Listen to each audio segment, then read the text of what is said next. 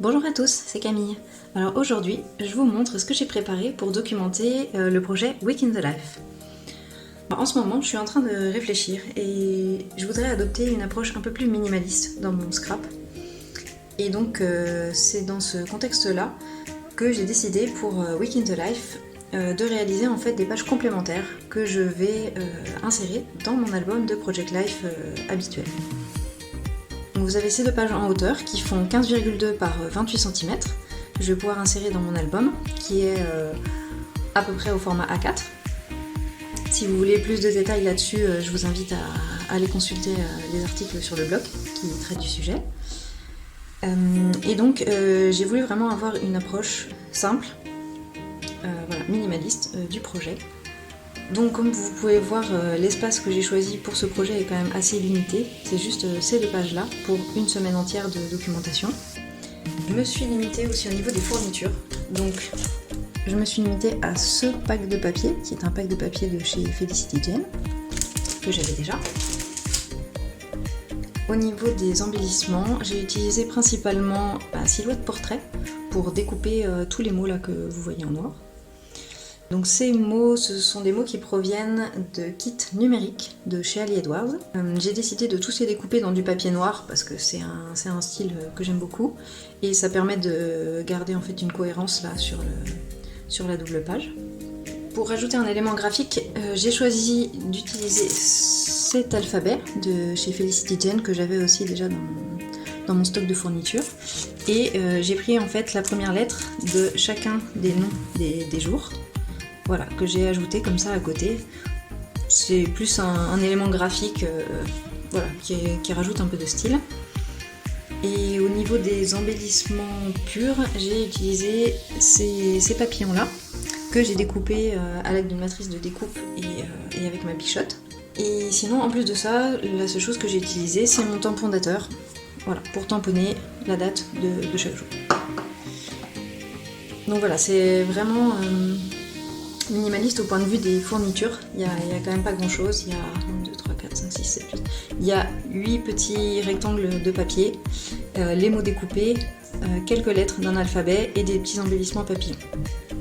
Voilà, donc en fait tout ça, ça m'a permis de réaliser un projet en très peu de temps, qui va me prendre peu de place, tout en gardant quand même le côté fun et créatif, parce que j'ai quand même utilisé voilà, des papiers que je trouve très jolis de chez Felicity Jane. J'ai utilisé un alphabet, j'ai utilisé ma silhouette portrait pour découper les titres. Donc pour moi j'ai gardé le côté fun.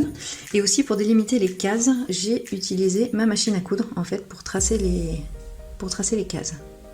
Je les ai d'abord tracées au crayon de papier et ensuite j'ai repassé avec ma machine à coudre.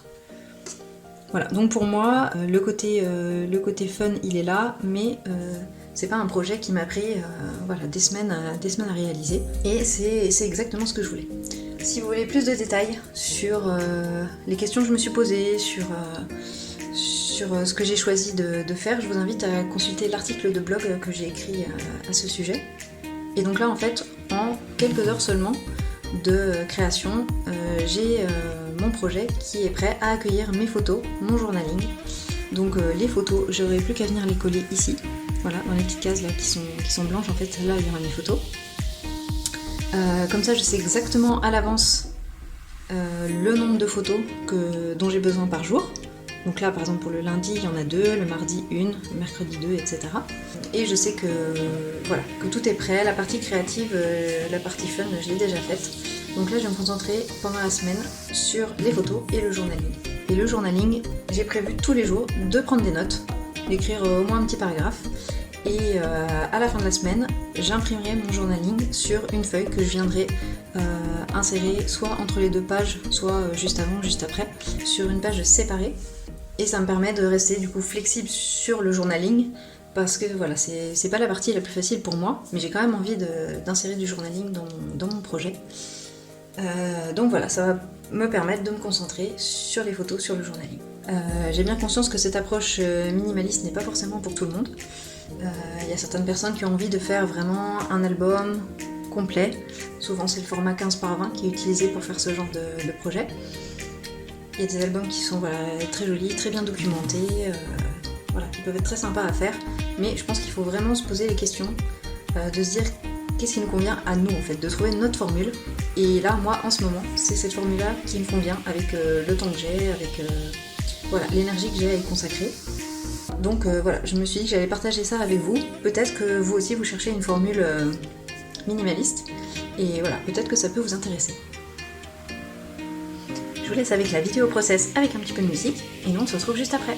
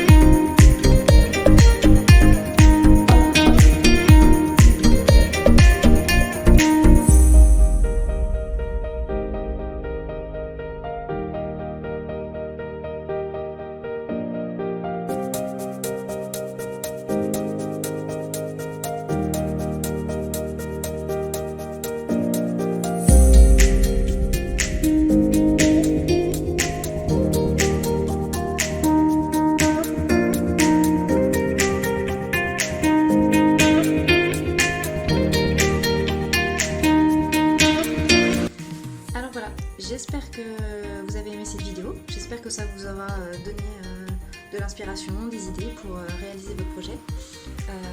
Si vous avez d'autres questions, n'hésitez pas à les poster dans les commentaires et je me ferai un plaisir d'échanger avec vous sur le sujet. Et je vous dis à très bientôt pour une prochaine vidéo.